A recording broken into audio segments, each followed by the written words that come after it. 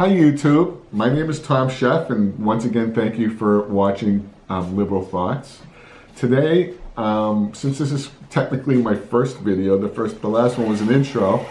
The first video I'd like to talk to you about the overview of our politics and the democratic situation that we find ourselves in. Let's build a wall around Donald Trump. Let's build a wall of Democrats and socially progressive independents around Donald Trump. And let's see how he feels. Is that we're in the minority in every branch of government.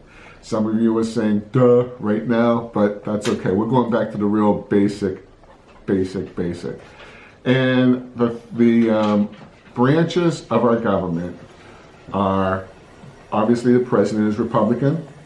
We have the Senate, which is 51 Republican, 47 Democrats, and 2 independents. But the 2 independents caucus, or they vote with the Democrats, which means it's really 51 Republicans, 49 Democrats. And the House of Representatives is 240 Republicans to 195 Republicans.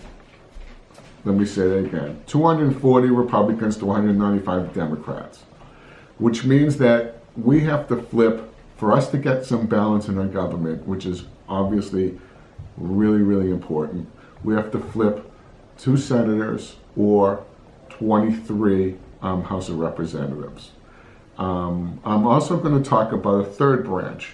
I'm going to talk about the governor's race, the governor's situation. The governor's situation is that obviously there's 1 governor in every state, so there's 50 governors, and I believe there's either 16 or 17 Democrats out of 50 states, which is really, really bad.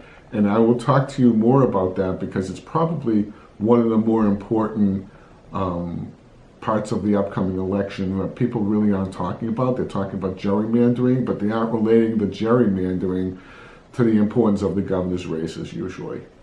So the next step I want to talk to you about is the democratic infrastructure. The democratic infrastructure is very simple. You have the Democratic National Committee, who is kind of the overseer or the umbrella group. Then you have the Democratic Congressional Campaign Committee, which is basically focusing in on, their goal is to get the majority back in the House. And you have the Democratic Senatorial Campaign Committee, who's focusing on getting the majority back in the Senate. And then you have the Democratic Governors Association, whose goal is to get as many Democrats elected to the governorships as possible. Now, as far as the DCCC is concerned, what's going on with the Democratic Congressional Campaign Committee, the DCCC, is that they went out and proactively recruited 391 new candidates, which is incredible. A lot of that, they went out to events like the Million Woman March, and there's a lot of activism going on. And that number, 391, is 4 times higher than any other previous election cycle. And obviously, most pundits would agree that we have a better chance, the Democrats have a better chance of flipping the House than we do the Senate, even though the Senate's really 51-49 and we only have to flip 2 seats. In the House, the 435 members of the House of Representatives all run every 2 years. Okay, so there's 435 elections nationwide. So they have to flip 23 of those 435 elections. There's 391 new candidates. Now, some of those people are running against each other. They're primaried off.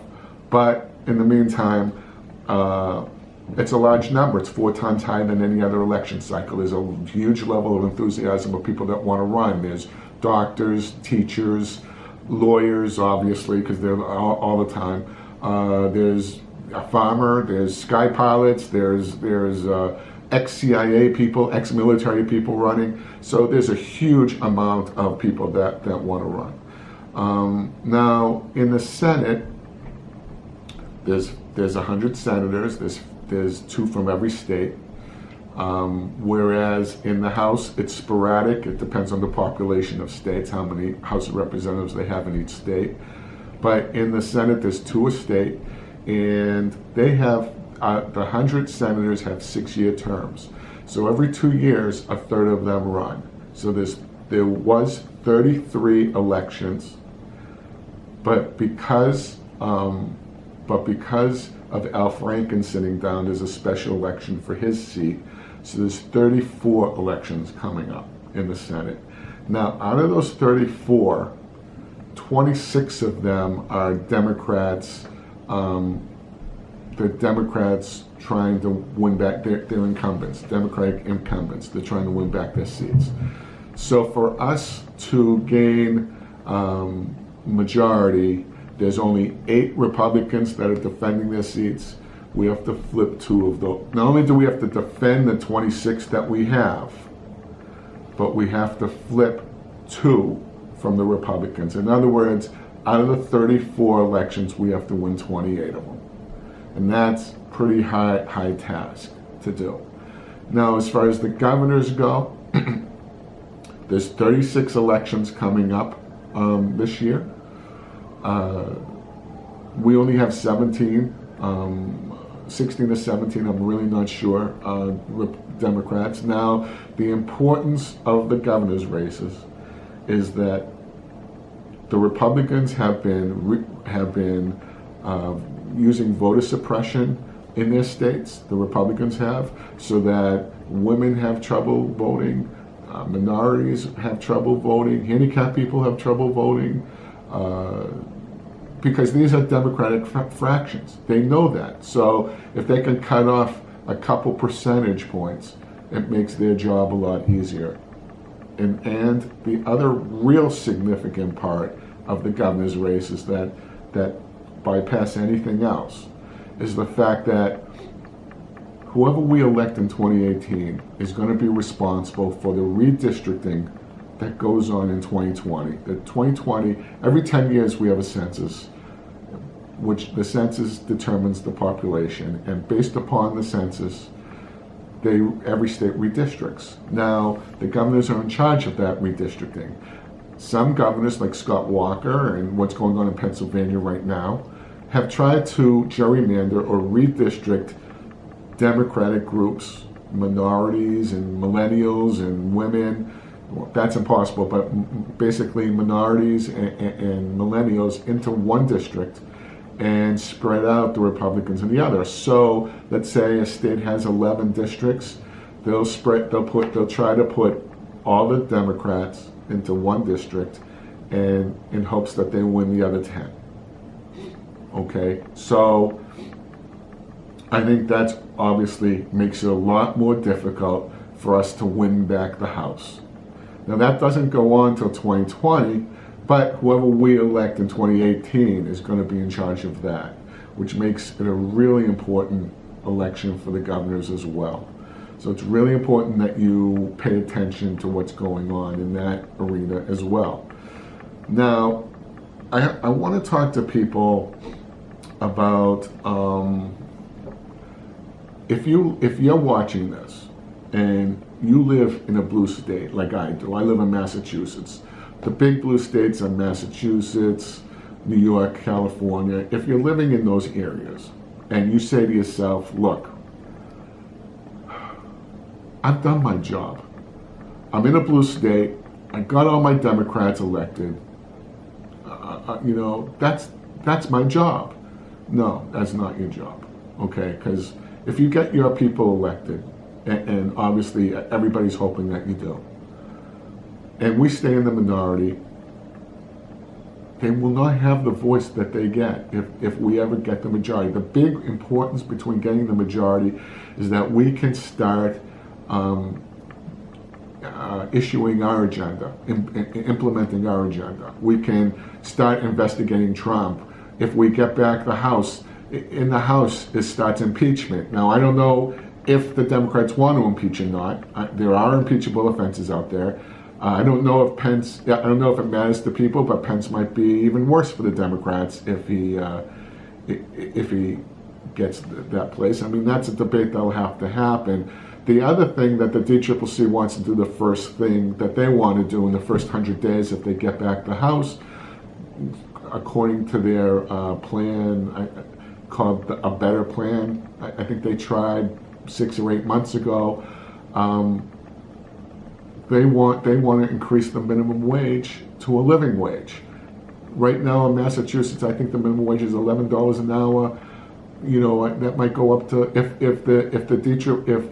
we get back the House,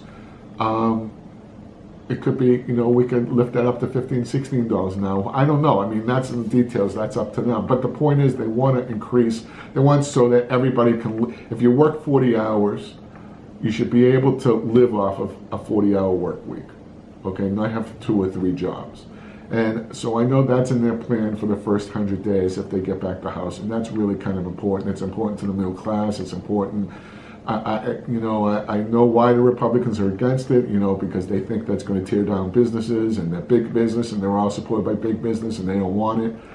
But the fact is that it's pro-family. If you can live off of 40-hour work weeks, you don't have to do 10 hours overtime or another job. You can spend more time with the family. And it seems kind of hypocritical for them to say, well, we're opposed to that, you know, because, you know, just because of businesses. But that's where they get their money, is from the businesses and the NRA. And the NRA will be a tape in the future. But,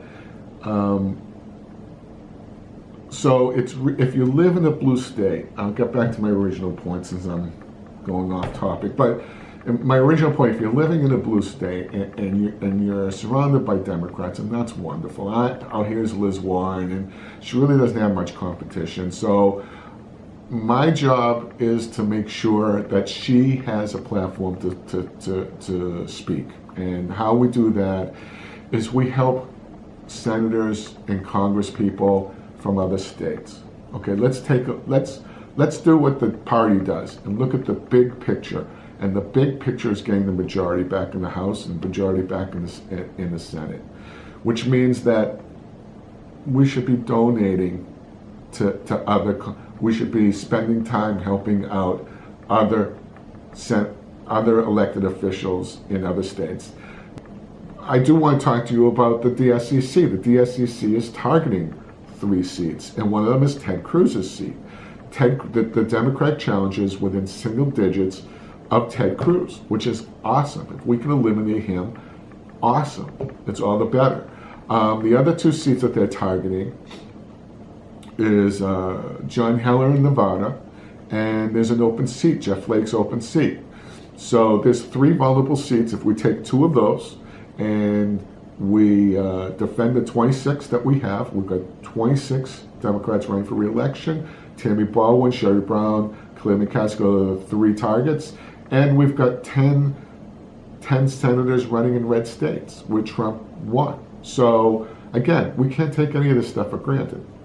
Get out to vote, get your people out to vote. I want to hear from you guys who you're supporting and why. Anyone from out of your state that you're supporting, because it's really important. I do want to talk to you about the Koch brothers. Okay, a lot of you know who the Koch brothers are. The Koch brothers are, well, I don't want to say evil, even though they are. They've committed to over $400 million to this election cycle to their candidates. They're good businessmen, without a doubt. They're good businessmen. And think about this: would good businessmen just throw $400 million and not expect to get anything from it? They've already got their tax reform. I'm sure they're getting billions of dollars back from that. I mean, why would you give out $400 million without getting something in return? Nobody does. So they've spent, now, I want to talk to you about a couple of senators that the Koch brothers are targeting, because we've got, like I said, we've got 20, I think I did mention that we have 26 Democratic senators running for re-election. And there are 3 of those that are highly targeted from the Koch brothers. One of them, the biggest target, is a woman by the name of Tammy Baldwin out in Wisconsin. Her backstory is that she's the first woman ever to be elected from the state of Wisconsin, and she's the first openly gay senator, period. And if there's a candidate worth helping, she's the one, because they've committed to over $40 million against her. Her first election was 2012. The Koch brothers spent $40 million against her then, and she won. and they're committed to more than that this time around. They've already spent $8 million against her on falsifying her positions on TV and radio. And she needs the money to be able to answer these claims, because if she doesn't, this will be just like Trump again. If she doesn't answer those false claims, then people will start to believe them, even if they know her. It's just human nature. If you get pounded one commercial after another and there's no response, people are just going to assume that's the truth. And it shouldn't be that way, but it is that way. The other two targets are Claire McCaskill and Sherrod Brown. So these are the three people that we really need to be paying close attention to. So I guess that's all that I really want to bring up in this video. We've got a big road ahead of us. Don't take anything for granted like there's a big wave. We've seen what taking for granted could be in last presidential election. Everybody up until the time that the votes were counted, everybody thought that Hillary was going to win, and we all sat back and were very we weren't very aggressive, and we got to learn from that, okay? And don't count on anything until the vote, to the day after the elections. The wave doesn't come until the wave comes, till the votes are counted. So what I'd like to hear from you guys in the comments section is, do you support a candidate? Why do you support that candidate? You can write it down and teach us a little bit about your candidate. And are there other candidates outside your state that you're going to help out with donations? Are you going to help out the party? Because that's really important too. It's important to help out the candidates, but it's also important to help out the party, because if the party obviously takes a look at the big picture, and the big picture is really important as well. Ted Cruz has as much to say in my life as Elizabeth Warren, and that's awful. Let's build a wall around Trump.